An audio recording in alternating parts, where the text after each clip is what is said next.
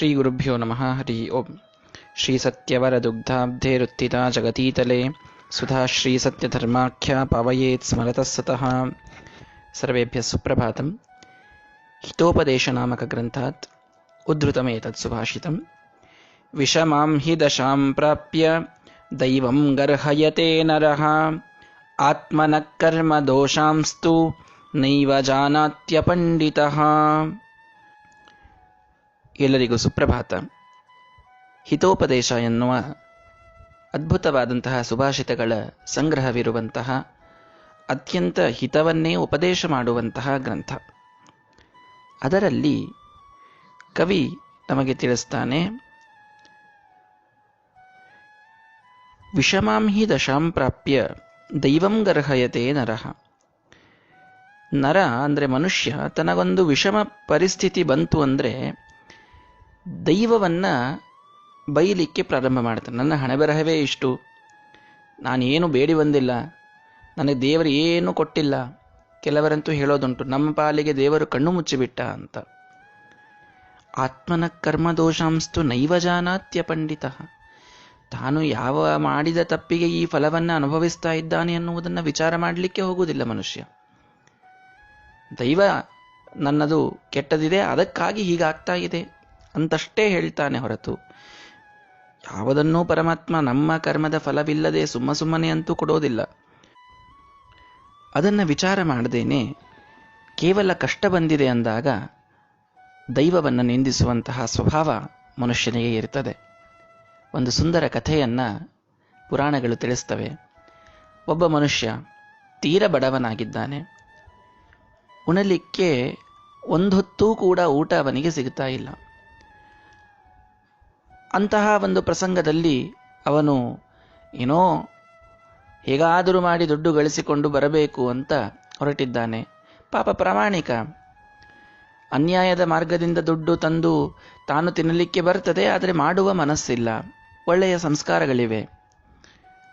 ಅಂತೂ ತಾನು ಹೊರಟ, ಹೇಗಾದರೂ ಮಾಡಿ ದುಡ್ಡು ಗಳಿಸಿಕೊಂಡು ಬರಬೇಕು. ಬಹಳಷ್ಟು ಕಷ್ಟಪಟ್ಟ, ಏನಾದರೂ ದುಡ್ಡು ದೊರೆಯಲಿಲ್ಲ. ಬಹಳ ನಿಂದಿಸಿಕೊಂಡ, ತನ್ನನ್ನು ತಾನು, ಧಿಕ್ಕಾರವಿರಲಿ ನನ್ನ ಜೀವನಕ್ಕೆ, ಯಾಕೆ ಬೇಕು ಈ ಮಾನುಷ ಜನ್ಮ, ಯಾರು ಹೇಳಿದ್ದಾರೆ, ಎಷ್ಟು ಕಷ್ಟ ಇದೆ ಇದು ಇಲ್ದಿದ್ರೆ ಒಳಿತು ಅಂತ ಹೇಳಿದ. ಉಳಿದವರು ಎಷ್ಟು ಆರಾಮಾಗಿ ಇದ್ದಾರೆ, ನನಗಷ್ಟೇ ಎಲ್ಲ ಕಷ್ಟ ಇವೆ ಅಂತ ನಿಂದಿಸಿಕೊಂಡ. ಹೊರಟಾಗ ಒಂದು ಬಂಡಿ ಹೊರಟಿತ್ತು. ಇವನು ಸುಮ್ಮನೆ ಕೂತಿದ್ದ. ಇವನ ಕಾಲಿನ ಮೇಲೆ ಚಕ್ರ ಹಾಯ್ದು ಹೋಗಿಬಿಡ್ತು. ಆ ಕಾಲೂ ಮುರಿದೋಯಿತು. ಎಷ್ಟು ಕಷ್ಟದಲ್ಲಿ ತಾನು ಬಂದು ಬಿಟ್ಟ ಅಂದರೆ, ಈ ಜೀವನವೇ ಅತ್ಯಂತ ನನಗೆ ಹೇಸಿಗೆಯಾಗಿದೆ, ಪ್ರಾಣಿಗಳೇ ಬಹಳ ಆರಾಮವಾಗಿರ್ತವೆ, ಈ ಮನುಷ್ಯ ಜನ್ಮವೇ ಬೇಡ ಅಂತ ಪೂರ್ಣ ತಿರಸ್ಕಾರಕ್ಕೆ ಒಳಗಾದ. ಇಂದ್ರದೇವರು ಅವನ ಪರಿಸ್ಥಿತಿಯನ್ನು ಅರ್ಥ ಮಾಡಿಕೊಂಡು ಅವನಿಗೆ ತಾನಿದ್ದಂತಹ ದಶೆ ಇದು ಎಷ್ಟು ಒಳ್ಳೆಯದು ಅಂತ ತಿಳಿಸಬೇಕಾಗಿತ್ತವರಿಗೆ. ಒಂದು ವೃದ್ಧನ ವೇಷದಲ್ಲಿ ಇಂದ್ರದೇವರು ಎದುರಿಗೆ ಬಂದು ಕೇಳ್ತಾರೆ, ಏನಾಗಿದೆಯಪ್ಪ, ಎಷ್ಟು ಅಳ್ತಾ ಇದ್ದೀಯಾ, ಎಷ್ಟು ನಿನ್ನನ್ನು ನೀನು ಬೈಕೊಳ್ತಾ ಇದ್ದೀಯಾ ಅಂತ ಕಾಡಿನಲ್ಲಿ ಬಂದು ಕೇಳಿದರು. ಅವನು, ನನ್ನ ಪರಿಸ್ಥಿತಿ ಎಷ್ಟು ಕೆಟ್ಟದಾಗಿದೆ ಅಂತ ನಿಮಗೇನು ಗೊತ್ತು, ಪ್ರಾಣಿಗಳೆಲ್ಲ ಎಷ್ಟು ಆರಾಮವಾಗಿ ತಮಗೇನು ಬೇಕೋ ಅದನ್ನು ಎಲ್ಲಿ ಬೇಕೋ ಅಲ್ಲಿ ತಿಂತಾ ಅಡ್ಡಾಡ್ತವೆ, ನಾನು ಮಾತ್ರ ಎಷ್ಟು ಕಷ್ಟಪಟ್ಟರೂ ಒಂದು ದುಡ್ಡು ಹುಟ್ಟಲಿಲ್ಲ, ಒಂದು ಹೊತ್ತು ಊಟಕ್ಕಿಲ್ಲ, ಮೇಲೆ ಕಾಲು ಬೇರೆ ಮುರಿದುಕೊಂಡು ನಾನು ಬಿದ್ದಿದ್ದೇನೆ ಅಂತ ಬಹಳ ಅವನು ಖೇದಪಟ್ಟ. ಹೌದಾ, ಪ್ರಾಣಿಯ ದೇಹ ನಿನಗೆ ಏನಾದರೂ ಬಂದರೆ ನೀನು ಆರಾಮಾಗಿರ್ತೀಯ ಹಾಗಾದರೆ ಅಂತಂದರು. ಹೌದು, ನೋಡಿ ಅಲ್ಲೊಂದು ತೋಳ ಕಾಣ್ತಾ ಇದೆ, ಆ ತೋಳ ಎಷ್ಟು ಆರಾಮಾಗಿ ತನಗೇನು ಬೇಕೋ ಅದನ್ನು ತಿಂತಾ ಅಡ್ಡಾಡ್ತಾ ಇದೆ. ಹೌದಾ, ಸರಿ, ನಾನು ನಿನಗೊಂದು ದೇವರಿಗೆ ಪ್ರಾರ್ಥನೆ ಮಾಡಿ ಆ ತೋಳದ ಜನ್ಮವನ್ನು ಕೊಡ್ತೇನೆ. ಒಂದು ದಿನ ನೀನು ತೋಳ ಆಗಿ ಇದ್ದು ನೋಡು, ನಿನಗೆ ಅದು ಸೇರಿತು ಅಂದರೆ ನಿನ್ನನ್ನು ಪರ್ಮನೆಂಟ್ ಆಗಿ ಅದನ್ನೇ ಮಾಡಿಬಿಡ್ತೇನೆ, ತಲೆ ಕೆಡಿಸ್ಕೊಳ್ಬೇಡ, ಅವಶ್ಯವಾಗಿ ಆಗಲಿರಿ, ಈ ಮನುಷ್ಯ ಜನ್ಮವೇ ಇಷ್ಟು, ಬೇಡವೇ ಬೇಡ ಇದು ಅಂತ ಅಂದ. ಸರಿ ಅಂತ ಅವನನ್ನು ತೋಳ ಮಾಡಿ ಕಳಿಸ್ತಾರೆ. ಕಳಿಸಿದಾಗ ಅಲ್ಲಿ ನೋಡ್ತಾನೆ, ಮೃತವಾದ ಒಂದು ಪ್ರಾಣಿಯ ದೇಹ ಬಿದ್ದಿದೆ, ಸತ್ತು ಎಷ್ಟೋ ದಿನವಾಗಿದೆ, ಕೆಟ್ಟ ವಾಸನೆ ಬರ್ತಾ ಇದೆ, ಅದನ್ನು ಇವನು ತಿನ್ನಬೇಕಾಗಿದೆ. ಮನುಷ್ಯನ ಬುದ್ಧಿಯನ್ನ ಇಟ್ಟು ದೇಹ ಮಾತ್ರ ತೋಳದ್ದು ಕೊಟ್ಟು ಕಳಿಸಿದ್ರು ಇಂದ್ರದೇವರು, ಇವನಿಗೆ ಮನುಷ್ಯನಾಗುವಂತಹ ಮಹತ್ವ ತಿಳಿಯಲಿ ಅಂತ. ಆಗ ಆ ದುರ್ವಾಸನೆ ಬಡಿತಾ ಇದೆ, ಅವನಿಗೆ ನಿಲ್ಲಲಿಕ್ಕಾಗ್ತಾ ಇಲ್ಲ. ಆದರೆ ಅದನ್ನೇ ತಿನ್ನಬೇಕು, ತೋಳದ ದೇಹದಲ್ಲಿದ್ದಾನೆ. ಹೇಗೂ ತಿನ್ನಲಿಕ್ಕಾಗಲಿಲ್ಲ, ಹಾಗೇ ಬಂದು ಸಂಜೆ ಎಲ್ಲ ತೋಳಗಳು ಒಂದೇ ಕಡೆಗೆ ಕುಳಿತಿದ್ವು. ಅವೆಲ್ಲ ಬಂದು ಇವನು ಏನೋ ಹೊಸ ತೋಳ ಬಂದಿದೆಯಲ್ಲ ಅಂತ ಬಂದು ಮಾತಾಡಿಸ್ಲಿಕ್ಕೆ ಹತ್ತಿರ ಬಂದು ಆ ಬಾಯಿಯಿಂದ ಬರುವ ದುರ್ವಾಸನೆಯಿಂದ ಒದ್ದಾಡಿ ಹೋದ. ಬೇಡಪ್ಪ ಈ ಜನ್ಮ ಅಂತ ಮತ್ತೆ ತಾನೆಲ್ಲಿ ದೇಹವನ್ನು ಪಡೆದಿದ್ನೋ ಅಲ್ಲಿ ಬಂದು ಮತ್ತೆ ತನ್ನ ಮನುಷ್ಯ ದೇಹದಲ್ಲಿ ಬಂದು ಇಂದ್ರದೇವರಿಗೆ ಕ್ಷಮೆಯನ್ನು ಕೇಳಿಕೊಂಡ. ಸ್ವಾಮಿ, ನನಗೆ ಮನುಷ್ಯ ಜನ್ಮವೇ ಇರಲಿ, ಬಂದದ್ದೆಲ್ಲ ಬರಲಿ. ಕಾಲು ಮುರಿದು ಹೋಯಿತು, ಊಟ ಸಿಗದಂತಾಯಿತು, ಎಷ್ಟೇ ಕಷ್ಟದ ಜೀವನ ಇದ್ದರೂ ಕೂಡ ಮನುಷ್ಯ ಜನ್ಮದಲ್ಲಿ ದೇವರು ಬುದ್ಧಿಯನ್ನು ಇಟ್ಟಿದ್ದಾನೆ. ಮನುಷ್ಯ ಜನ್ಮವೇ ಒಂದು ಸುಖಮಯವಾದಂತಹ ಜೀವನ, ಅದು ಸಿಗುವುದೇ ಎಲ್ಲಕ್ಕಿಂತ ದುರ್ಲಭ. ಅಂತಹ ಪ್ರಸಂಗದಲ್ಲಿ ನನಗೆ ಅಂತಹದ್ದು ಸಿಕ್ಕಿದೆ ಅಂತಂದಮೇಲೆ ಏನೋ ಕಷ್ಟ ಬಂದಿದೆ ಅಂದರೆ ಅದು ನನ್ನ ದೋಷದಿಂದ ಅಂತ ನಾನು ತಿಳಿದುಕೊಳ್ಳಬೇಕಾಗಿತ್ತು. ನಾನು ದೈವವನ್ನು ನಿಂದಿಸ್ತಾ ಹೋದೆ, ನಾನು ಮಾಡಿದ್ದು ತಪ್ಪು, ನನಗೆ ಈ ಜನ್ಮವೇ ಇರಲಿ ಅಂತ ಅವನು ಮುಂದೆ ತಾನು ಆ ಎಲ್ಲ ಕಷ್ಟಗಳಿಂದ ಮೇಲೆ ಬಂದ. ಇದು ನಾವು ಇವತ್ತು ಅರ್ಥ ಮಾಡಿಕೊಳ್ಳಬೇಕಾಗಿದೆ. ಎಷ್ಟೋ ಜನ ಆತ್ಮಹತ್ಯೆಯನ್ನು ಮಾಡಿಕೊಳ್ತಾರೆ. ಮನುಷ್ಯ ಜನ್ಮ ಎಷ್ಟು ದುರ್ಲಭವಾಗಿ ಒಬ್ಬರಿಗೆ ಸಿಕ್ಕಿರ್ತದೆ ಅನ್ನುವುದರ ಮಹತ್ವ ಇರುವುದಿಲ್ಲ ನಮಗೆ. ಪ್ರಾಣಿಗಳು ಏನನ್ನೂ ಕೂಡ ಅವು ಸ್ವತಂತ್ರವಾಗಿ ಮಾಡಲಿಕ್ಕಾಗದೇನೆ ಅಡ್ಡಾಡ್ತಾ ಇರ್ತವೆ, ಒದ್ದಾಡ್ತಾ ಇರ್ತವೆ. ಮನುಷ್ಯನಾಗಿ ಹುಟ್ಟುವುದೇ ಬಹಳ ದೊಡ್ಡ ಪುಣ್ಯದ ಒಂದು ಪ್ರಭಾವ. ಹಾಗೆ ಹುಟ್ಟಿದಾಗ ಅದನ್ನು ನಾವು ಆತ್ಮಹತ್ಯೆ ಇತ್ಯಾದಿಗಳನ್ನು ಮಾಡಿಕೊಂಡು ಹಾಳು ಮಾಡಿದರೆ ನಮ್ಮಷ್ಟು ಮೂರ್ಖರು ಯಾರೂ ಅನಿಸೋದಿಲ್ಲ.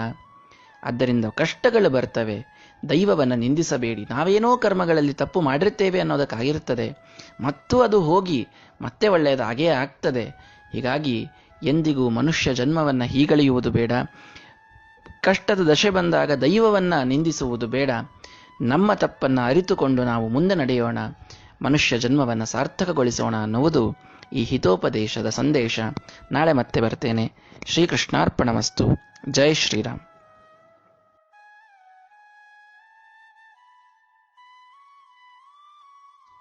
ಶ್ರೀ ಗುರುಭ್ಯೋ ನಮಃ. ಹರಿ ಓಂ.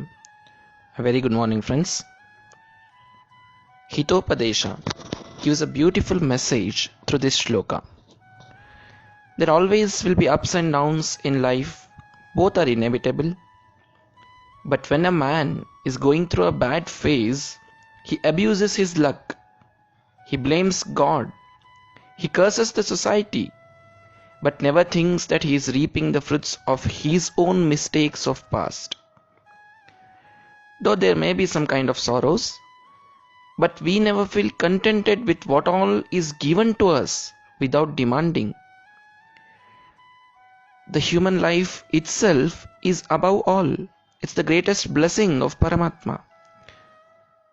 Well, there is a small story. There was a poor person in a village. His condition was really pathetic. He had got good samskar from his parents, so he never stepped into the wrong way to earn money. But his poverty was eating him up minute by minute. Lastly, he gave up. He said, "What's the use of such a life? There is no happiness at all. I am just drowned in agony." He was just wandering in the forest area, cursing his life, blaming God, and said that the animals live more happily than us. And at that moment, a cart thrashed his leg and he was crippled. Now he thought of giving up his life due to this pain. Lord Indra came in disguise to teach him a lesson. He asked, "Do you really mean that animals live more happily?" "Yes," said the poor. "Look at the wolf there. It is enjoying its life. It can go wherever it wishes, can eat whatever it wants, can roar, can run, can hunt. No one ever asks it," said the poor. Indra asked, "Would you like to have a life of a wolf for one day? If you like it, I'll make you continue in that life." He immediately agreed. and he was turned into a wolf.